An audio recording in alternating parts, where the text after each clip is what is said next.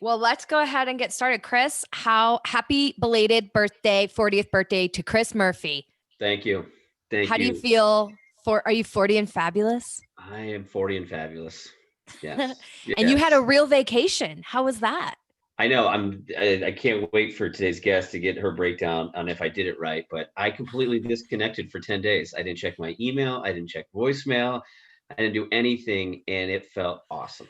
Oh, So it congratulations. That's a and then huge so accomplishment. it was great. So yesterday I got back and we have our pipeline meeting and my team crushed it. So we had deals that were closing that I wasn't even it was great. So I have all the confidence in the world in my team next time I take off Dude, to do it again. that's So awesome. it was literally I needed to do it.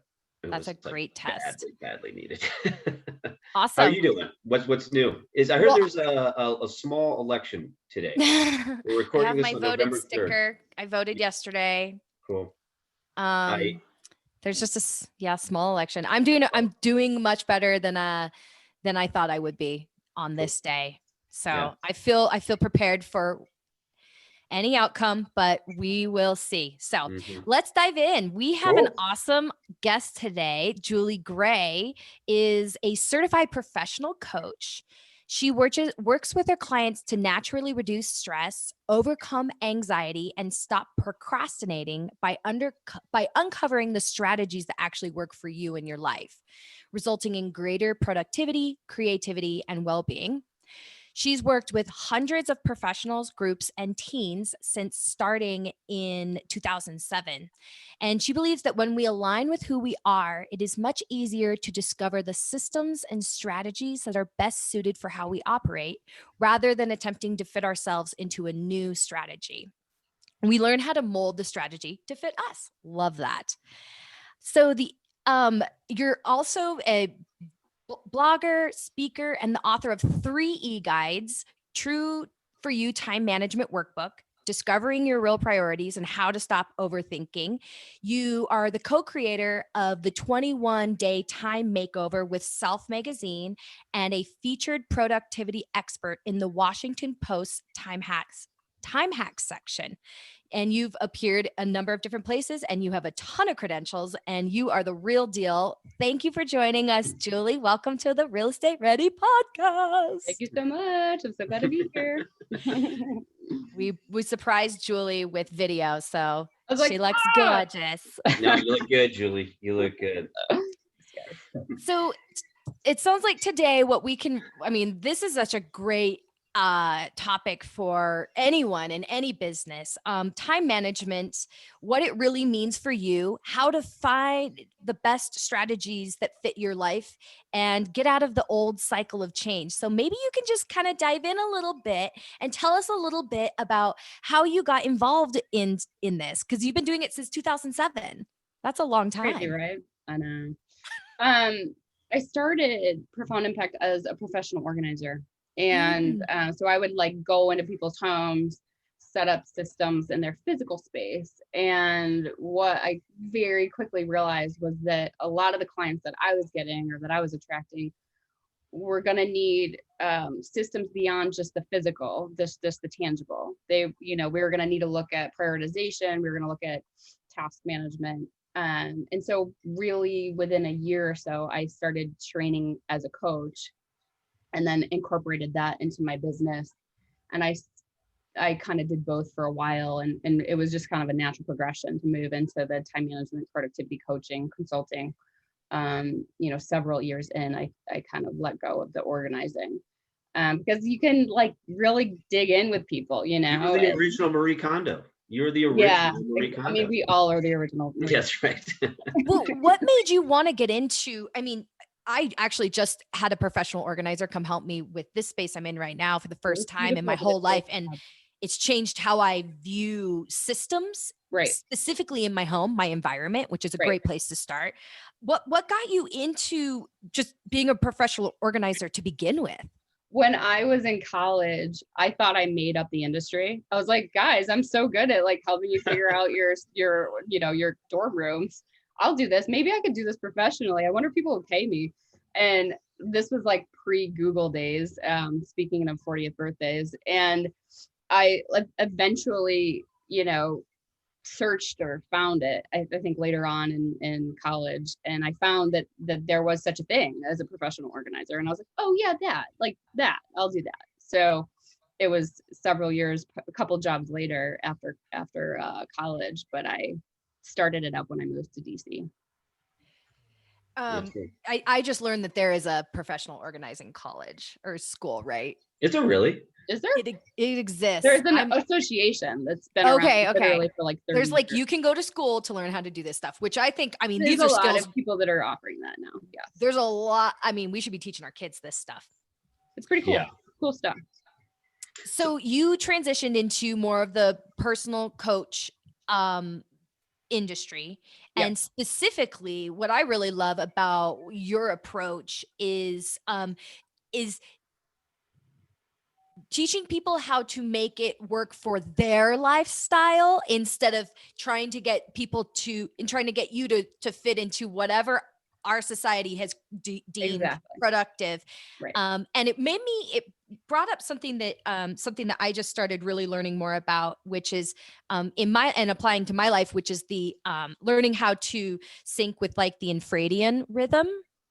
Which is what's the infradian rhythm? It's our female biological clock. Oh, cool. That's so we all have phases throughout the month, and so that's something that I've started to learn more about. But can you tell me a little bit more about how you approach when you meet with a client for the first time? How you approach them prioritizing their time management based around their life? Yeah, that's a great question. So if I'll just permit me to back up a minute, like if you were to just think about time management, right? Like I need more time management in my life, or oftentimes it shows up as I need more self-discipline, or I need to be, stop procrastinating, what have you. When you think time management, generally a feeling gets created in you as you think about that, right? Yeah. What Anxiety. Go video. I love it. Yes. Yeah. Anxiety. What else? Stress. Fear, rigidity, structure. I don't want to do it. Rebellion. Rebellion is a good one. And you can't tell me what to do. Right. So, even noticing that out of the gate, right, is really, really interesting, because when somebody is calling you for that, there's some things that need to be explored, right? Why are you, what is making you want to deal with rigidity, structure, anxiety, fear? Because you think that's going to solve what in your life, right? So that's why I start people with what is actually what's behind the solution or the desire to have time management that they think that that's a solution for, right? And very often it's, well, I'm not getting X done, I'm not sleeping, I'm not doing this, whatever. So we get to the real, that's where coaching's super handy, right? We get to more of the real thing, not therapy, coaching. We're trying to really understand why they think time management is the solution.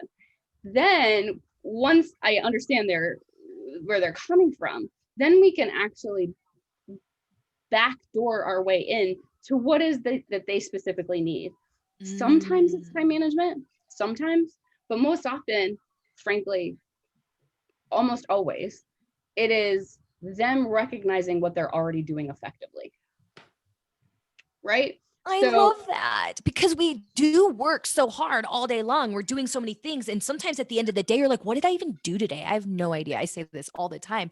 And oftentimes for creatives, and like, I'm kind of more of like that, unfortunately, all over the place. Really what we need is space. You need space. And I mean, creatives and associative thinkers make up a huge part of my demographic that I work with. I work from the type A to the type B to all the things. And that's why I really wanted to design a program and our approach that would work regardless of where you're coming at it from, right? So it's getting more to the fundamentals, the root principles of time management, what makes it work. And so what is always going to make it work is you actually understanding how you work, right? What works is what works for you. And so it's a huge process, or sometimes it's huge, sometimes it's a session of creating that self-awareness. because we are combating that conditioning that you mentioned. We're combating it all the time. Even if you're a super type A, I'm so organized, I know what to do, but then you've got this like constant crush of anxiety of, have I thought everything? What have, I'm not catching up, I need to get ahead. Or you're, more of the like you prefer less structure, and you're kind of free floating, and people have been telling you your whole life you've been doing it wrong.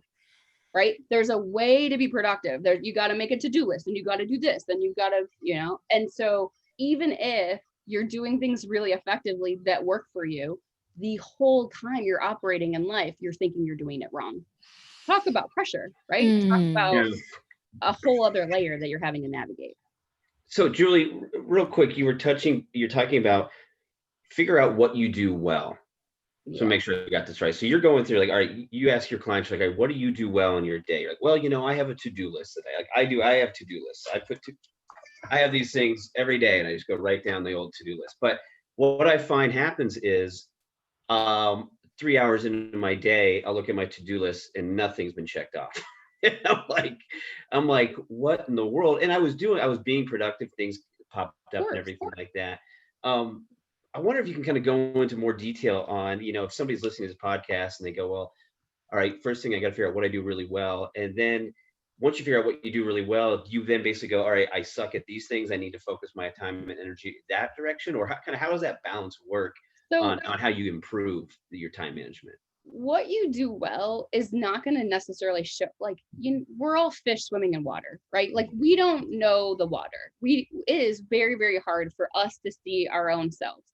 Somebody could be watching you all day long, Chris, and go, wow, he's so disciplined. Look at that amazing strategy, blah, blah, blah. And you're like, that's not a strategy. That's just what I do. Right. Right. So just with the understanding that it isn't, that's where a coach is super useful, because I'm just looking for evidence, and people are sharing it all the time. Right. And in that evidence, awareness is created, like, oh, okay, actually that does really work for me. A to-do list does really work for me. I've been productive throughout the day. Now, this is a little bit of a sidebar, but useful. Very, very often when we create to-do lists, we're calling it a to-do list, but it is a list of reminders. It's a list of things that you don't want to forget. And that's what I do is, like, usually I'm like, I'll start the day, I'm like, oh, I got to remember to do this. And it goes onto my to-do list just so I don't forget. And it goes on your to-do list. And so your mental, like your thought process is, oh my God, I got all this done, or I have to do all this. But then meanwhile, that might not be like the knowing you of what actually needs to get done is going to do that stuff. Right. And you didn't write it down because it doesn't even occur to you, because you just have to do it. You have to do it. You're not going to forget to do this. I'm not going to write down that I need to brush my teeth in the morning, or take a shower or whatever. Right. I mean, some people do, and that's fine, because that feels great. And I totally get that too. But you're generally not going to write stuff down that it doesn't occur to you, because it's such a priority that you wouldn't forget it anyway. But, and that's for some people write everything down. Fine. But your to-do list is actually just a reminder list, period. So take the pressure off of thinking, because we think of a to-do list as that we have some kind of time frame around it, right? Like, this is today, this is no, like, what makes an actual to-do list? So if you've got a list of reminders, and then you prioritize that list, right? That's then your wish list.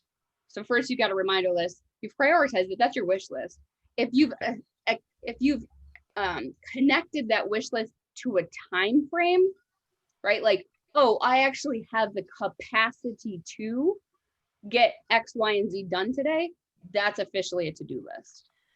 But none of that prior to. Interesting. You just take the pressure off, right? Like, we don't have to, just know you're not going to get it all done, but you're still doing. And then you see how we judge ourselves against that to-do list? Oh yeah. Oh my God, I suck. How do I suck so bad? Yeah. No. Yesterday, my first day back, I had 23 things on my to-do list. And I'm like, well, that's a record. But I did a good job of getting through my to-do list. I'm going to do air quotes every day I say to-do list. Yeah, which is fun too. So one of the things I want to talk to you, Julie, about was habits. So I just ordered the book Atomic Habits. Have you ever read that? Yeah. So Is that James Clear? No, who's that? Oh, I forget. I can't remember who the author was, Mhm. but I've been wanting to read it for a long time. Mhm. And I'm a big believer in, if you don't like, yeah, creating a habit, can change your daily schedule, can maybe create more time management and everything like that. What are your thoughts on habits? Like, my wife was a psychology major. I saw that you minored in psychology and everything like that. And, if you do it for 3 weeks, that becomes a habit, and then you kind of do it over and over again. What are your thoughts? Anything about like how habits can help people do their time management, or any tricks about that? I Yeah. haven't read the book yet, but I'm looking forward to I have a lot of thoughts on habits, but suffice it to say, um, so one it. of Share the your I want to hear it. yeah, so one of the things I have on my website is actually like the first video class like program I created was called Habits That Last or something like that. Okay. Because over the years, it's really become like a cornerstone of what I like to offer, what I like to teach about, especially because a lot of the people that I work with call themselves procrastinators, right? So it's like, how do I get out of the habit of procrastination? How do I build habits? I don't totally buy into the notion. There's some very interesting research on how long it actually takes to create a habit. More so, I take a slightly non-mainstream lens to habit formation. You know how we were talking about what works is what works for you? Yeah. Did you set up those habits? Right. Yeah. I mean, yes, Yeah. because Kind you of. you Yeah. created Was it. it super conscious? It, it No. may or may not have been. Yeah. Like what we do naturally is actually, and very, very often, how you can figure out what your best approach is. Now, I get that people are like, whatever, like I'm struggling with time management. Give me something real here. Like it's Mhm. not like I can't just do does what I do naturally. Oftentimes you can though. Oftentimes, if you're really being very aware of how you're operating throughout the day in your most fluid flow moments, that's what you're then going to leverage to apply to the areas that aren't working. But you're Mhm. looking, it's so easy, and I really, really get it. Like, I'm going to buy this course and I'm going to read this book and I'm going to do that and I'm going to do that. And yes, Right. it's helpful. But truly the best information is coming from how you actually operate effectively. Yes. Like And self-reflection. you coming from a background as being a professional organizer first, I think that you probably see more than anyone how much more important environment actually is in shaping habits and shaping those important habits around you, so that you create new patterns more efficiently because you've set up your environment around you to support it. Sort of, yes. Like also you could flip that. So I remember one guy I worked with, he was like in grad school, he was like starting a business, he was in law school, and he was like working a full-time job. And he was also like still young and like like running crazy. And he wanted better systems. And I went into his bachelor pad and was like, okay, you've got a lot going on here. And he's like, yeah, I don't really like to open the mail. Like maybe when they call me, will I like, unearth something, this and that. We like went through his apartment. And I said, well, you've got some great systems. And he said, what are you talking about? Like, this place is a disaster. How could you ever, like, I'm a disaster. Like, how could this be a good system? I said, well, one of the things that you pointed out is all of your must do important things can't lose go on this tiny little like bookshelf in this little slot right here. It's a great system. He's like, but doesn't it have to be in a folder? Doesn't it have to be like set off to this? No, that's what works for you. So we're so over conditioned to think it has to look a certain way. And really that's what I get excited about, is breaking that down. He had awesome systems. He thought he didn't. That was way more of his issue than anything else. So you flip your environment, like, yes, your environment is shaping how you're operating 100%.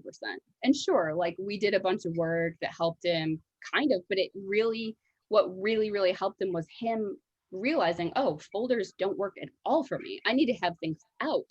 I need to have, X, Y, and Z. So what was really useful. Again, listen to yourself. Would you recommend, Julie, like, okay, we're in the real estate world. I We know have these crazy schedules, you do. and it's almost like, and I kind of did that this past week when we were hiking and I wasn't checking email and everything like that. It was like almost taking a step back and looking into your work life and going, all right, how do I spend my day? Like kind of taking a back big, the one thing I've noticed is when I go into the office and I'm back working from home for the foreseeable future with everything that's going on. Sometimes I love working in the office, but I've also realized I do certain things. I get more done maybe at home. Like in the office, I'll get pulled out of my office and I'll have a conversation with my boss or my assistant, or somebody will come in and go, hey, I'm let's get some lunch going right now, and all of a sudden I've just killed 20, 30, 40 minutes of my day without even thinking about it. Sure. And I've kind of had to step back and take a look from the outside looking in and going, where are things that I can do better and prioritize things. I feel like, do you believe in that approach of just saying, hey, look at your day, maybe spend 20 or 30 minutes at night and go, what did I do today? Or what did I do for the last week? And kind of, because I feel like a lot of this is all like self-reflection. Everybody's different. Everybody has a different approach. Like that guy had a system and he didn't even realize it, and so taking that step back, I don't even know if I have a question in this, but this is kind of the things that I'm doing. You're talking about, do you take a time inventory, take an inventory of your time and like, take a look at it. What your day is like, and then go in there and go, okay, I can do that better, or I can make a change there. My guess is she'll direct you to the 21-day time makeover. Maybe that's what it is. Yeah. That was fun. That was so long ago. The thing that I would direct you to is the time management workbook that I have online, which actually does that. So one of the things that some people find useful is, and again, I get really cautious to broad stroke because time management is so personal, but some people do find really useful is just literally thinking through what your morning routine is. What is your work routine? How do you actually transition from the morning to work? How do you transition out? Some people need to sit in there. I need to sit in my car for like 10 minutes and just be on my phone before I walk into my house. Or you're thinking through like specific parts of your work. That can be super helpful. Like a time assessment, time inventory, whatever you want to call that, is great. Also notice how you're already doing that. Like there's a thing that you're touching on that I just don't want to skip over, which is you get a sense that I need reflection, that I need to step back. That is how you find good time management. Listen to that sense. And some people might get a sense that they need to, push harder, and it's not that like, and this is a lot of the coaching too, is it's not that like crazy anxiety brain of like, oh my gosh, I can't stop. I've got to keep working. I got to keep going. It's that deeper knowing part of you that's like, I probably need to like go for a walk. I need to do something. And then you're going to listen to that thing. And truly your best strategies are coming out of there every single time. Oh my gosh. And you're not calling them strategies. You're just doing them. You're just going with the flow. You're doing what your mind and your body are trying to get you to do, and you're actually listening to it. This makes me think of a time in my career pre-burnout. I suffered a pretty bad burnout like 3.5 years ago. And kind of in I need to be done with real estate, or I need to redefine what that looks like for me. Yeah. And I decided I can't throw away my business. I've built this. I want to try again. And when at the height of when I was like doing the best prior to the burnout, was when I had a better assistant in place, which was a huge, but I was taking more time to kind of do what you're saying. If I was feeling that kind of like bubbling up of just like anxiety, I would go on a walk. Yeah. And I was walking all the time, constantly going on walks, and you can still get a lot done when you're on a walk. I mean, I You had also my just get phone. more done because you're eliminating all of the riffraff that you don't actually have to do. Totally. And so just like being able to walk on the path with the trees and the horses and the cows and like all these things, you're like, oh my gosh, okay, things feel more clear. And I'm able to hone in on what the most important thing is. Because Chris, this kind of goes back to the reminder list. I don't even want to call it a to-do list. The I reminder know it's like the list. reminder I list now. quit making lists. I quit Mhm. making them. I have important things that I need to get done, but there's 3 things on it and no more. And if I even make it, but for the most part, I know what I need to do during the day. And if I get those Mhm. things done, I won. Yep, Mhm. that's real. What And what about like Mhm. Amanda and Julie about like I love this. I didn't take a class. It was part of my job and everything last year. I had like a business coach for the first time in my life, and he was actually and Paul was a guest of ours last year. Couple things, Julie. I was curious your thoughts on. One is time blocking. Are you yes or no on time blocking? And the other thing that I want to bring up is, and I love this approach, is like, when you have these tasks or to do or whatever it is, it's like you kind of put them in. Is it not important and not urgent? So you don't need to get to it right away. Is it important and urgent, which you should probably jump on? Or is it important and not urgent? And I kind of try to sit there and I go, obviously, I kind of prioritize things in those 3 kind of categories. Right. What are your thoughts on this? So again, I think that they're really useful concepts and can be, serve people really well. In the beginning of time management coaching, Yeah. everyone did like a little time blocking, we did a little time map. Yeah. And then I saw how much they were stressing people out. And I was like, oh, I'm adding to the issue here, right? Like, again, I'm not getting to the fundamental. And the Interesting. fundamental is that some people really love that and some people really, it does not benefit them in any way. Yeah. Now, one of where that's evolved for me is and I'll give this to you guys really quick. So my little formula is the SPA formula. So self-care, prioritization, anchors. Self-care we've talked about, right? That is one of the principles of time management. If you don't have the fuel to actually fund what you're trying to get done, it's like, I always say it's like getting mad at your car for not having any gas, Yeah. right? Judging yourself for your lack of productivity when you literally have no energy to do it. Oh, Right? true. So you So gotta true. it's gotta be Yeah. one of, and like what you're talking about, you just took 10 days off. It's amazing, right? So you're filling up that tank. It's little things you do throughout the day. It's big things when you take vacation, but self-care is huge. Prioritization, obviously everyone's doing this in a different way, but knowing what your priorities are, right? Having that mental list. Like people are like, oh, I don't do a to-do list.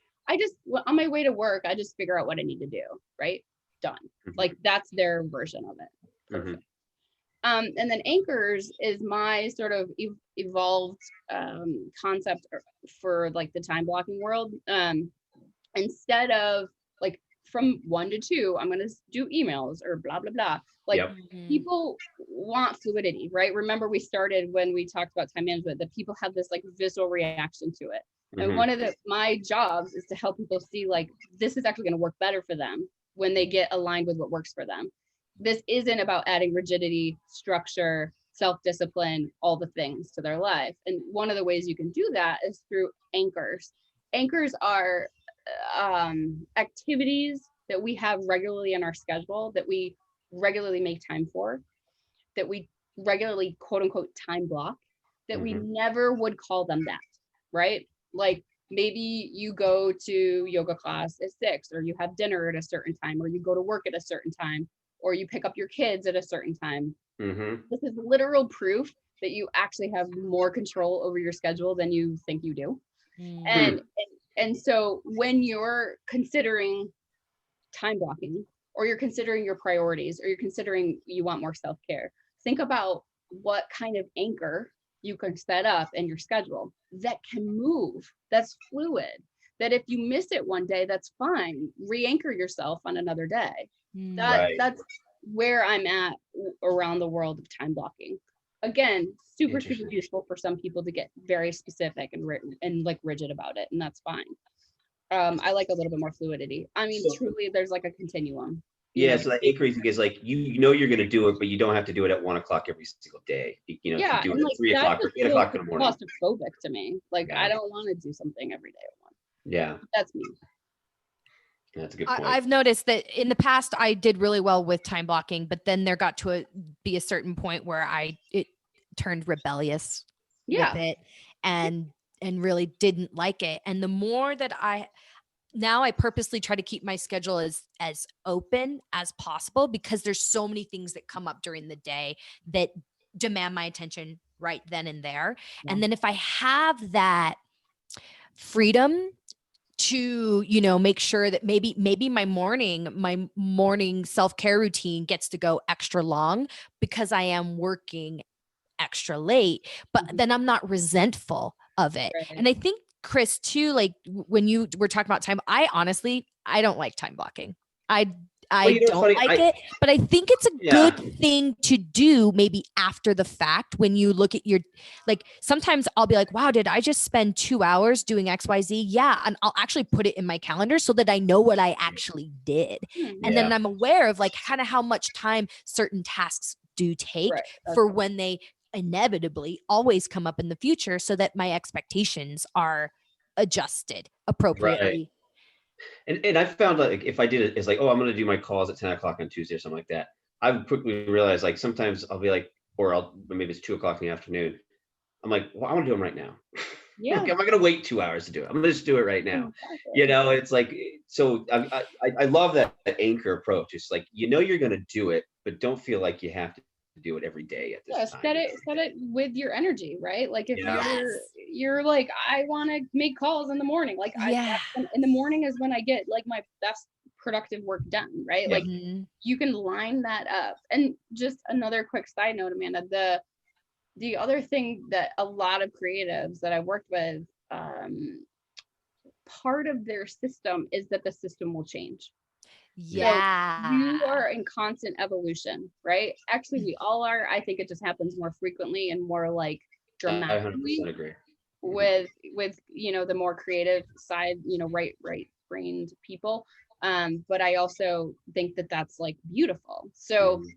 what our conditioning can tell us is no, you have to have a system, you have to stick with it, and if you're not sticking with it, then you are fundamentally failing. And oh, by the way, that's a character flaw, not a system, right? That's what our conditioning is like beating over your head. And I just Mhm. really want to call out that you are in right where you need to be, right? As that system evolves, you're allowing it to evolve, and please keep doing that. Oh my gosh. And it's crazy because like I think about like our traditional education system. I have a Yeah. 15-year-old son and and luckily he goes to a pretty alternative charter school that doesn't subscribe to a lot of the traditional methods of education, but basically we're just teaching these kids to do the same thing I know. instead of listen to their bodies I and know. listen to what I know. their energy. I love that you talk about energy because there's a way to do all of this that is regenerative instead Right. of draining. And we have been indoctrinated Mhm. by our society right from the second that we sit in a desk to Right. graduating from college to think that this is what you do. I sit down, I work these number of days, then the bell rings and I leave and I go home and then I go do these things. And it's like that is so it's not sustainable. It's not. It's not sustainable at all. And it's just really, really important to that just keep helping people create that awareness, right? Like keep helping people see when it's regenerative is what actually works for you, right? When it's draining is when we're misaligned, when we're trying to fit a square peg into a round hole, which is Mhm. happening all the time, right? We have this like people literally would call and say like, teach me how to be productive. I'm like, you think there's some kind of manual somewhere that people, oh yeah, by the way, there are thousands, but none of them, that's their version of productivity, right? Like you get to find your own. That's when it's not going to, when productivity isn't this layered exhausted thing that we literally added to our to-do list in the most meta ironic way. And Julie, once you reach a certain point in your career or your life, your business, like say, you're not a single dude anymore with just like the house to themselves. You have a wife, you have a kid, da da da da da. Or and like I speak, or you reach a certain level of, I hate the word I don't really like the word success necessarily, but in your career where what used to work is no longer working and you have to put new practices into place. And so really what I'm getting at now is how do you help create that awareness within, I'm assuming you mostly work with entrepreneurs, within your clients so that they are able to recognize what is working. And yes, it did get you there. And yes, you've done a good job getting there, but that is not going to be able to sustain you to get to the next level. How do you help them really recognize that awareness within themselves? Because you said, I guess, how do you help them create that awareness? Yeah. So the awareness in my mind, like this is part of why we have feelings to get just like, so part of why we have feelings is that feelings are giving us information. Do we need to, is it always accurate? No, mostly maybe no, but you could listen to what your body is trying to tell you, to that like deeper knowing that's trying to tell you like, oh, I really need to go take a break, or I really need this. Like you're going to feel those tension points.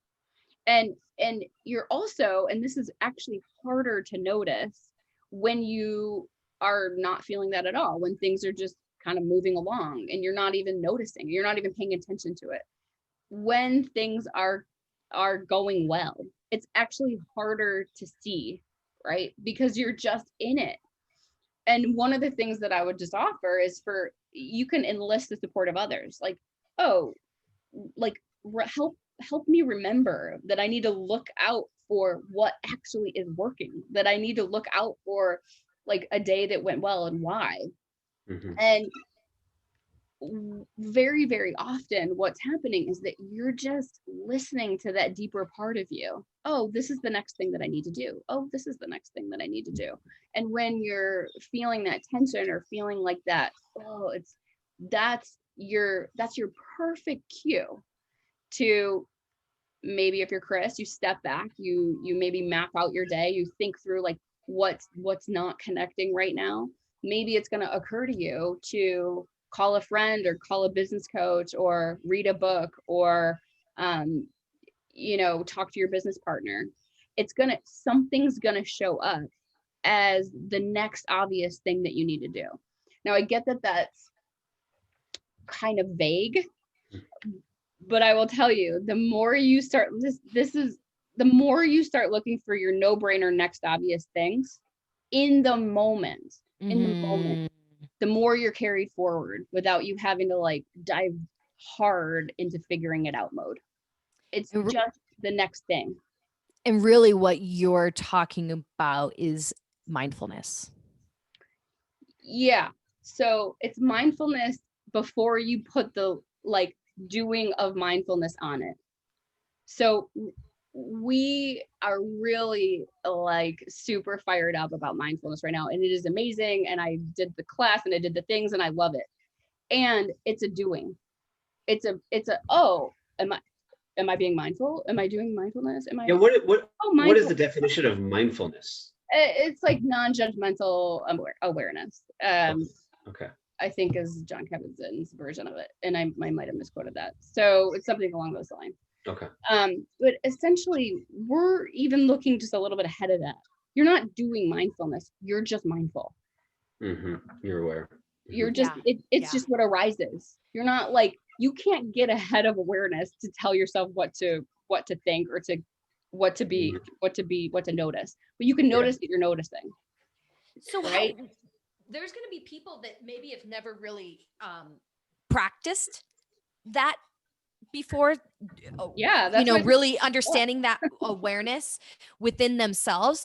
Maybe you can give us a few easy things, a few examples of some easy things that someone could start adding into their morning routine or even before they go to bed to really start to deepen that awareness. So real quick, you can hear how it just got turned into a practice or a doing, right? Because that's what we want to do. That's how we want to like grab onto it and make Julie, it. we want you to give us the answers to all our problems.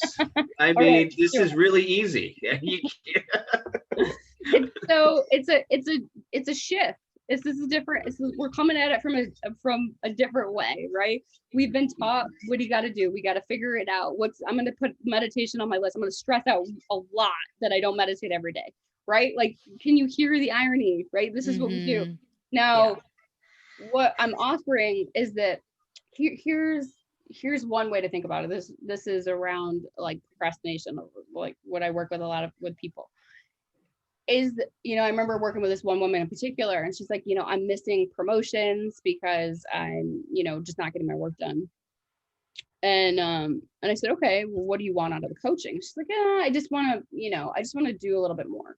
And I was like, well, is it even an option for you to not procrastinate anymore? Is that even on the table? Oh no. Like, this is such an ingrained habit. Like this, I've done this my whole life. I'm in my 50s. Like, she wasn't even considering the idea that she would not procrastinate. I was like, well, let's gosh. So what that tells me is that she has no earthly idea. She has no awareness whatsoever that there's often times in her life that she doesn't procrastinate. She actually, she thinks in her mind she's always procrastinating. And most really procrastinators do. That the habit is to label it. The habit is to not realize that you're actually prioritizing, right? But because we think it, and then it immediately has to go not on the reminder list, but on the to-do list, and I'm not doing it, that we're then immediately procrastinators, right? People just don't give themselves enough credit.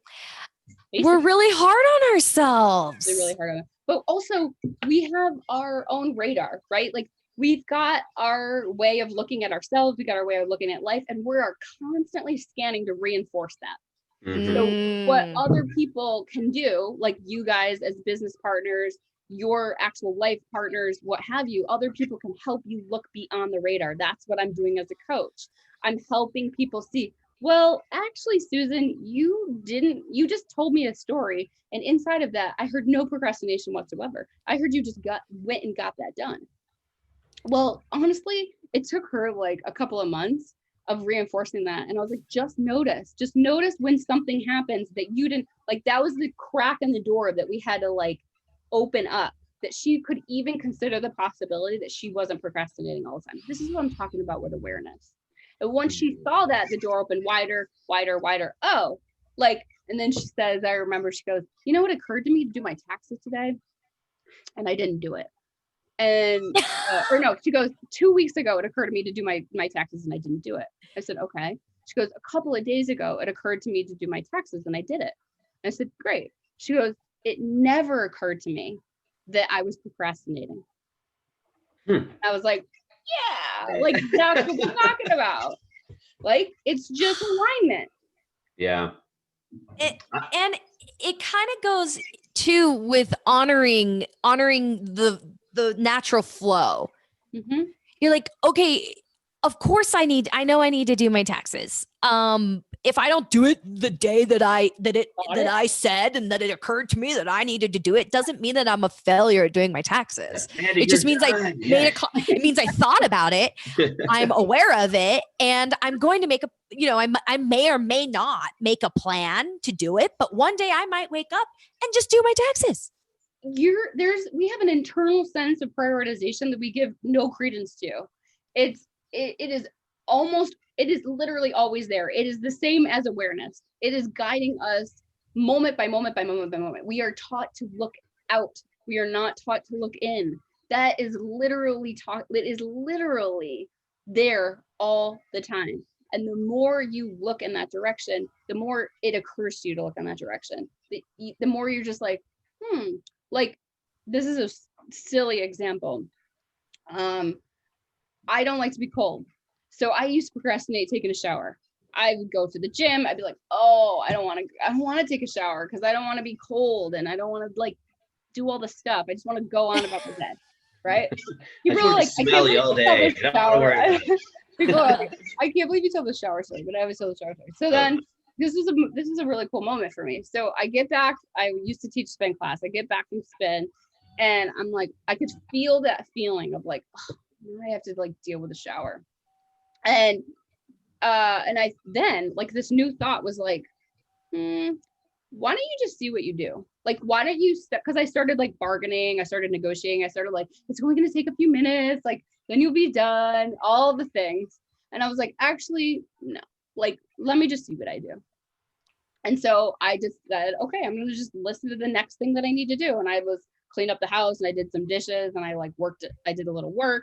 And then I was just literally in the shower. I didn't like coerce myself. I just like, it was just then the next thing to do then. It wasn't, and I know it sounds like a silly thing, but literally I use that when, if I don't know what to do, I'm like, well, let me just see what I do. Because there's more than my conscious mind at work all the time. And frankly, my conscious mind doesn't have my best interests or priorities at heart most of the time. Yeah. And I feel like sometimes when I have a similar issue like what you're saying about the shower, I'm just like, well, I know I need to do it. And then also thinking about like, what is the next right thing to do? Yeah. Like sometimes I'm like, oh my God, I have no idea what to do right now. Mhm. Because I'm either feeling way too much or maybe I've been a little bit too bored, which is, boredom is like my favorite thing. But either way, I'm like, okay, what is the next right thing for me to do right now? And then just do that thing. It's like I remember working with this woman and she was like she was in California, I was in DC, but she was like overwhelmed with the organization of her home. And so we were coaching around that and she was literally like not getting off the couch. Like she was in like a super depressive mode. And we were talking about it and I was trying to like point to this thing. It's hard to point to, right? Because you're like trying to point to something that you can't see, right? I literally like I talk about how we're trying to make the invisible visible inside of the coaching that I do. And she was like, oh, wait a minute, you just want me to do the no-brainer thing. I was like, yeah, do what's the next no-brainer step in the organization of your home? And she's like, oh, well, I have to deal with the kitchen. Like actually this one particular cupboard, done. Like you don't have to have the whole plan. You don't even like the whole plan isn't even there yet. Like go just do the next obvious just get thing. started. Yeah, just started. Yeah. You don't even have to know what the end result is going to be, but if you get started, you know that you need to start it anyway. Doesn't matter where you start. Everything People are always telling me like, they're like, well, I just need to get clear and then I can start. Nope. You get clear by starting. Yes. Stop waiting for clarity. Yeah.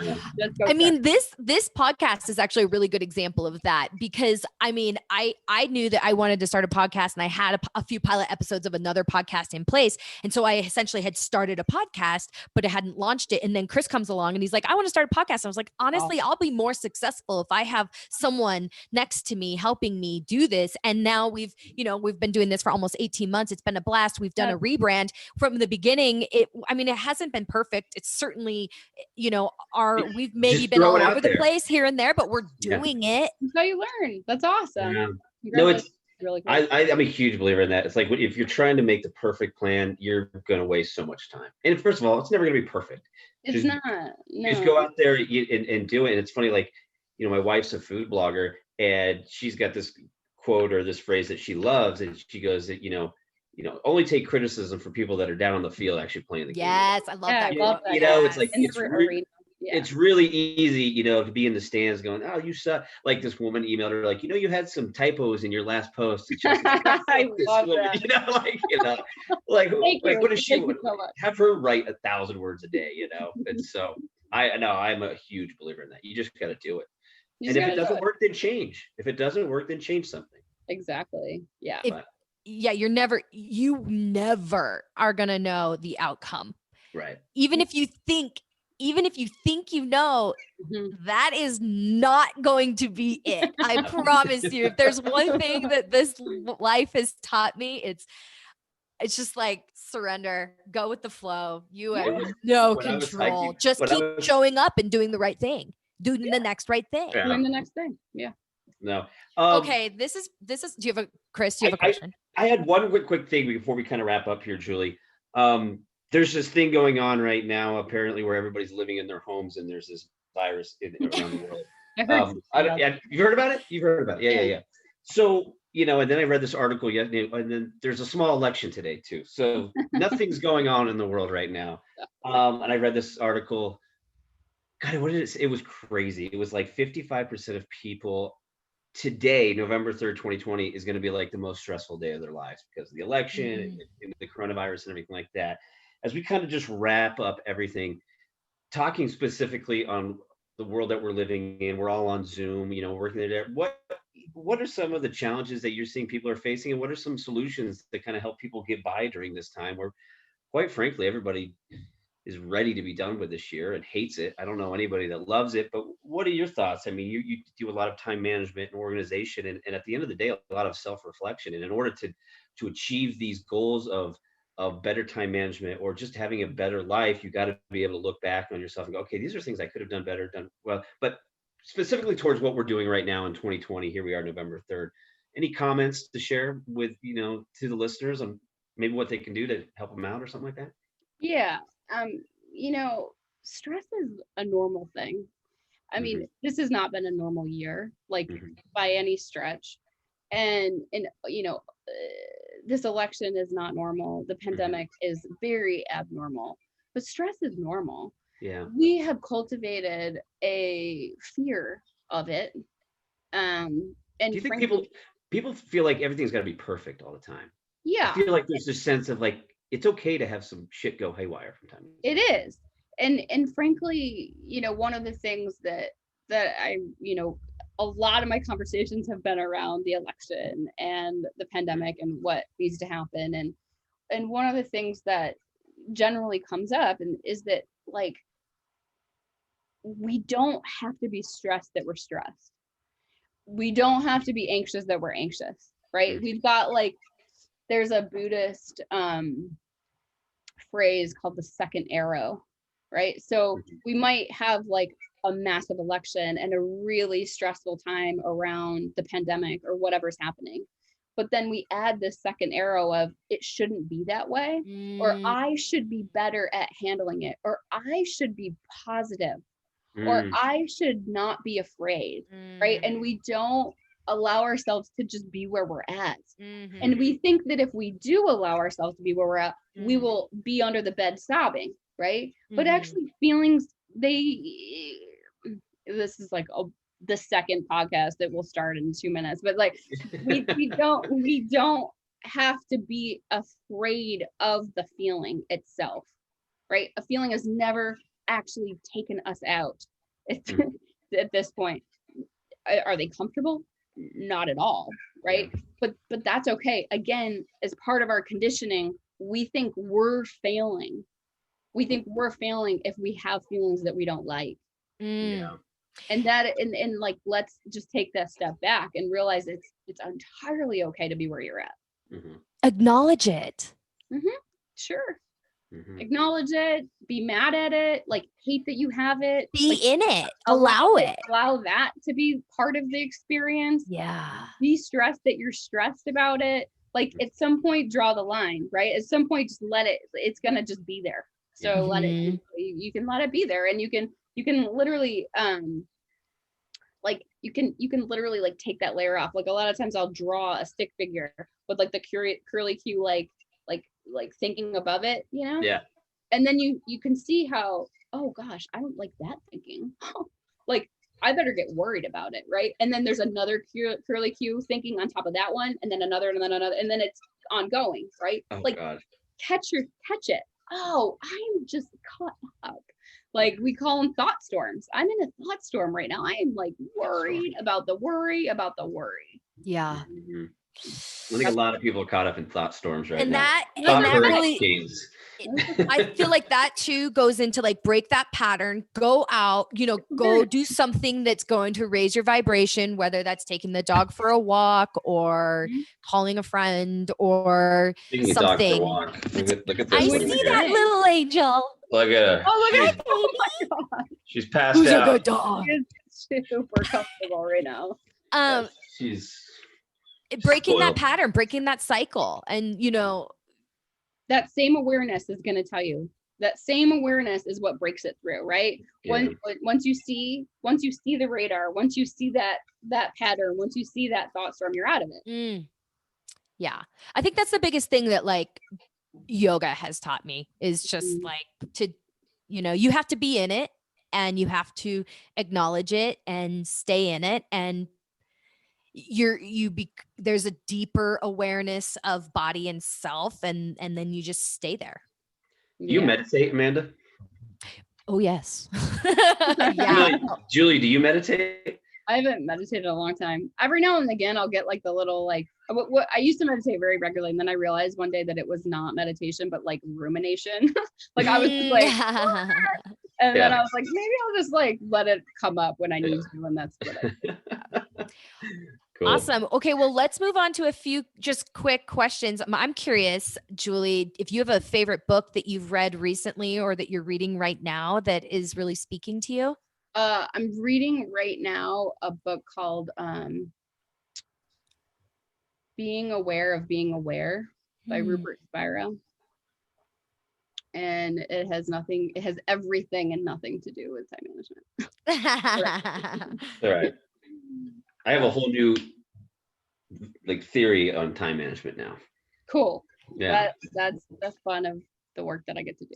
Well, it made me think, when I was on my little vacation, I was thinking about this year. I'm like, gosh, where were my trouble spots? And, there was a few clients that were big headaches and I kind of, it was my choice to kind of bring these clients into my sphere and try to help them out and everything like that. And I want to always try to help out every single lead that I get, but I have to realize that I can't.